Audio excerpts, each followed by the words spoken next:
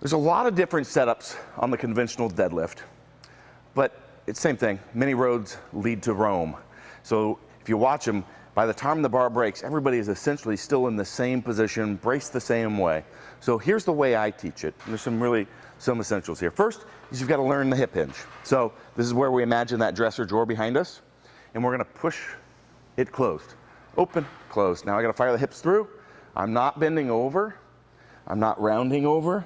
Okay, this is critical. So step one, do this. Now we need to learn to stand tall. So we want quads fired hard, okay? Pinching a penny here, squeezing those through, braced core. This is the position we're gonna fire to, okay? We're not firing to here. If you lean back a little bit and go into here, you'll feel that the glutes shut off. So we wanna tell the body where are we gonna finish at? Boom, right here, okay?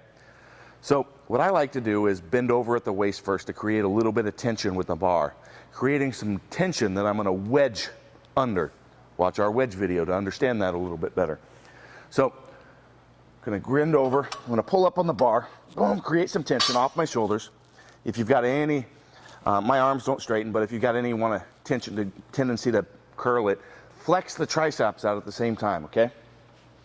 All right, pull up, wedge those hips in to this position. Right before that, you want to make sure that you inflate and brace that core hard, okay? Boom. Then right as you're about to pull off the ground, you're going to engage the lats hard. Imagine bending this bar all the way around you in this manner. Now we're in that position where we can finish that hip hinge, because you can see now I'm into this position, but I've created a bunch of tension in the process of doing so.